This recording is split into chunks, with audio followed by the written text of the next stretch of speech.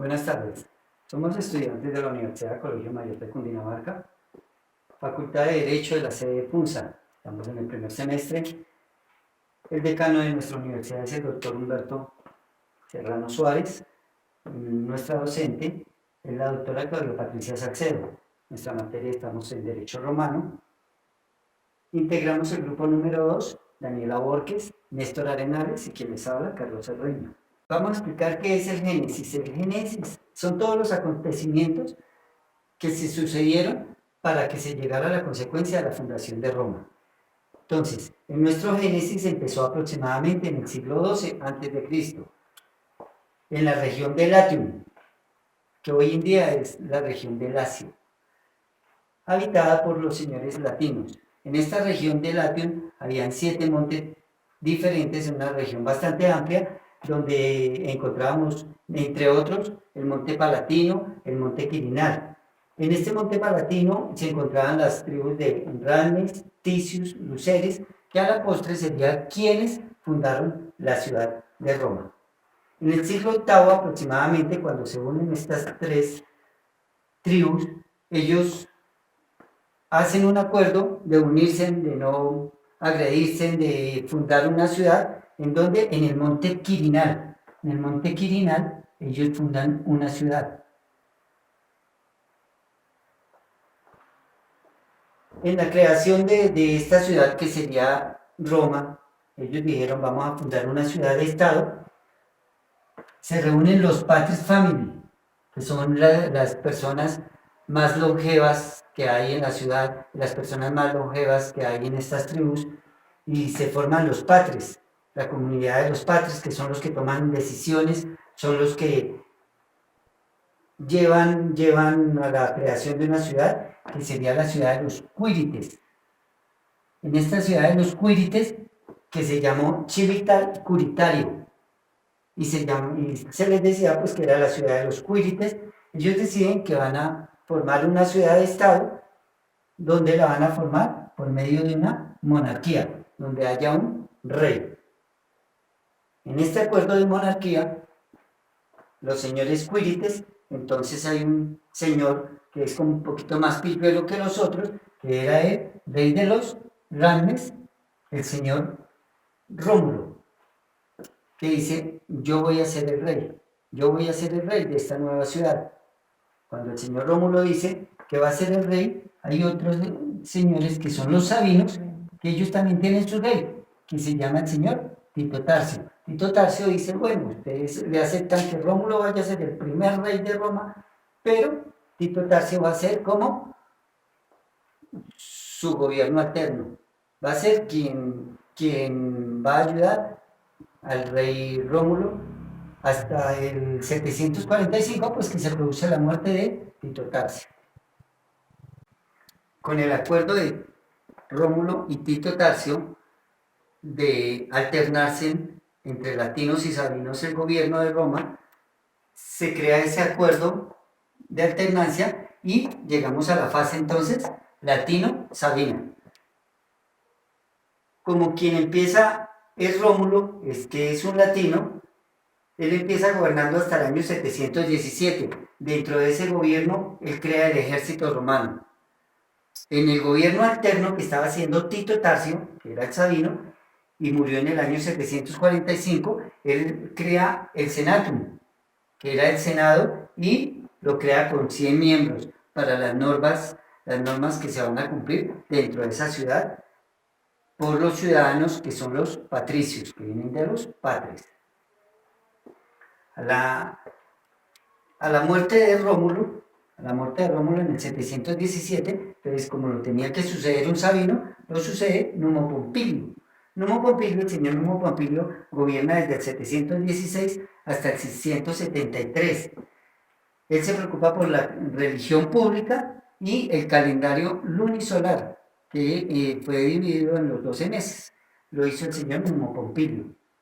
Muere Numo Pompilio en el 673. ¿Quién tiene que gobernar? Un latino. En este caso es el señor Tulio Stilio. Entonces era un poco más belicoso, más bravo. Entonces Tulio Stilio se va y acaba con una ciudad que se llama Alba Longa. que era como la cuna de Roma. Él viene y acaba con esa ciudad, y aunque él en su gobierno también se preocupa por el derecho público. El señor Tulostilo muere en el 641 y lo sucede otro sabino, que en este caso es Ancomarcio. Ancomarcio fue nieto del señor Nomo Pompilio, que sucedió a Rómulo. Ancomarcio él se dedica a fundar un puerto, que es el puerto de Ostia. Él lo funda y anexa poblaciones vecinas, que son poblaciones latinas, hacia la ciudad de Roma.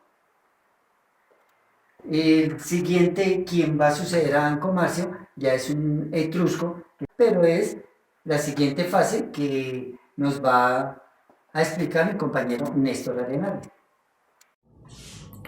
La siguiente fase del periodo arcaico es la fase etrusca, la cual tuvo lugar durante el siglo VII a.C.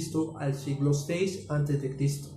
Esta fase empieza con el tercer feudos, que es la unión entre los latinos sabinos con los etruscos. Los etruscos son sinónimo de evolución para el pueblo romano, ya que trajeron grandes reformas a nivel cultural, social y político.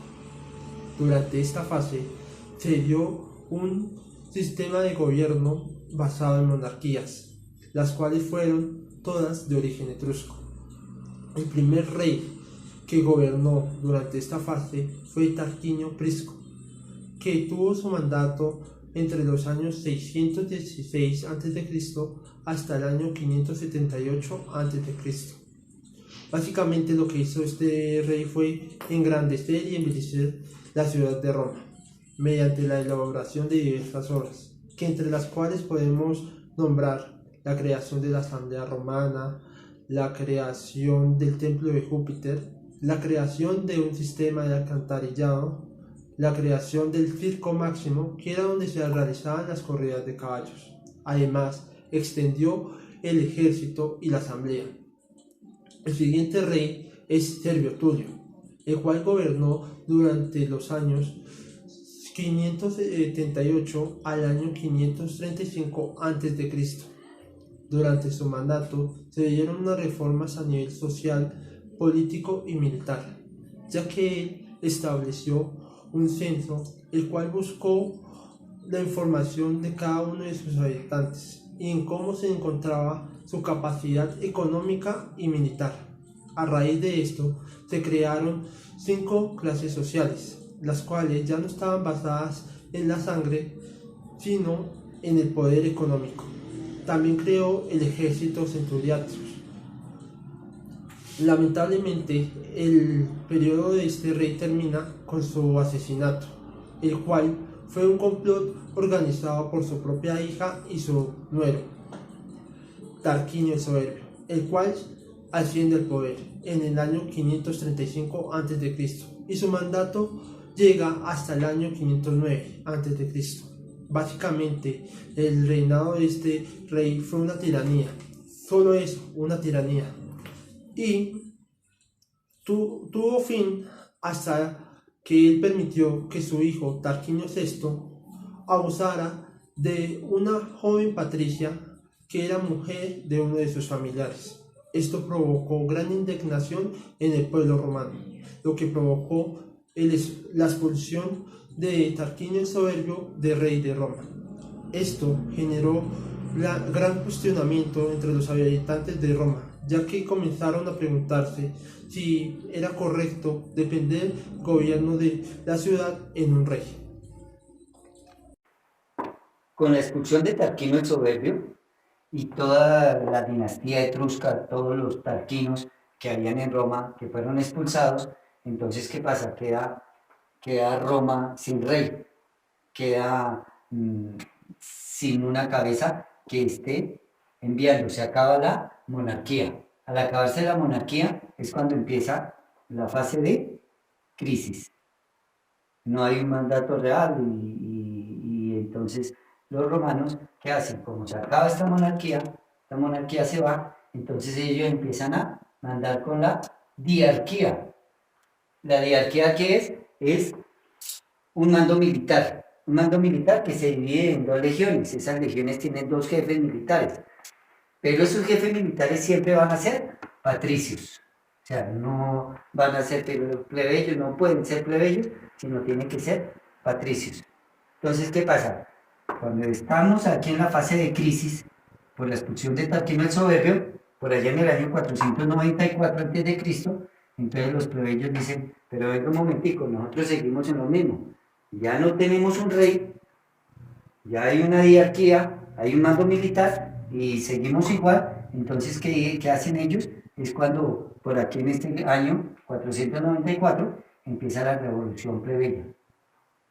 Esta revolución plebeya, ¿qué es lo que ellos buscan?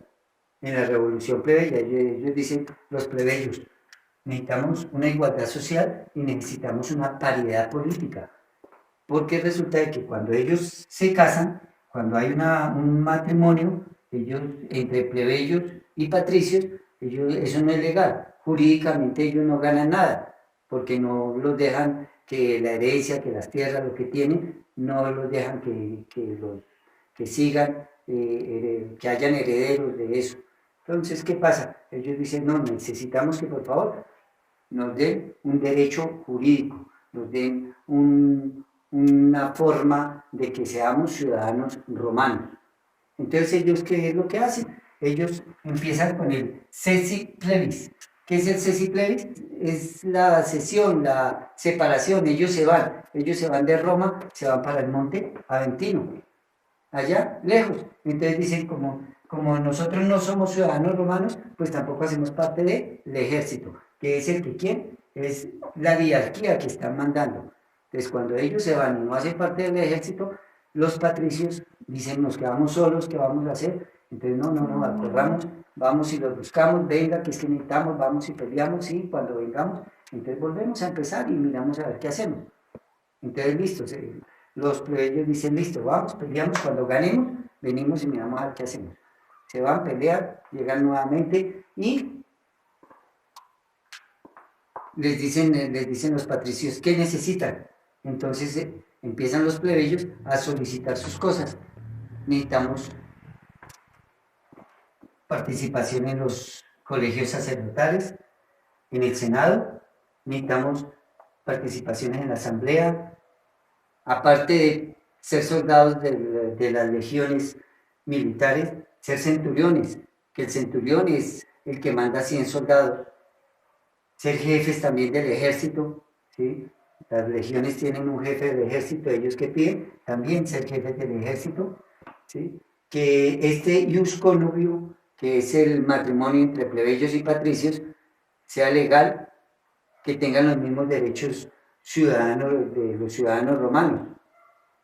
Entonces, bueno, los patricios dicen, bueno, listo, entonces vamos a aceptarles estas cosas y eso. Culmina con la ley Hortensia. ¿La ley Hortensia qué es? La ley Hortensia eran las leyes que sacaban los plebeyos, las que promulgaban los plebeyos.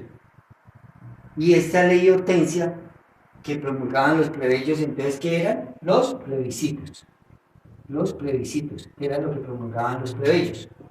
Cuando los plebeyos empezaron a promulgar sus plebiscitos y sus cosas, entonces fueron y le dijeron a los patricios, pero venga, es que nosotros también necesitamos ser el sujeto del derecho, necesitamos conocer las normas, conocer las leyes e igualmente aplicarlas, aparte de conocerlas, aplicarlas. Entonces cuando le dicen los patricios, pero venga, lo que pasa es que nosotros tenemos es un derecho oral. Nosotros aquí decimos, el matar está mal y entonces también lo matamos. Era lo que decían los patricios. Entonces los plebeyos dicen, pero bueno, ahí sabemos que hay otra forma de colocar las leyes, de imponer las leyes, y la tienen los griegos, entonces ¿qué vamos a hacer? Vamos a buscar conocimientos en Grecia. Entonces, ¿qué hacen los plebeyos? Arrancan hacia Grecia, a buscar ¿qué? Conocimientos sobre las leyes que los hacen ciudadanos romanos. Ellos se fueron para Grecia. ¿Qué hicieron en Grecia? En Grecia los plebeyos escriben las leyes. Y al escribir las leyes en el año 449 a.C., sacan la ley de las 12 tablas. Entonces, cuando sacan la ley de las 12 tablas, ¿qué hacen? El derecho se vuelve un derecho positivo.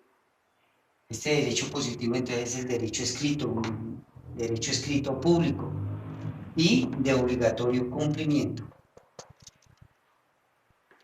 Al volverse el derecho positivo, entonces en el año 367 los plebeyos logran llegar al consulado que es uno de los jefes militares.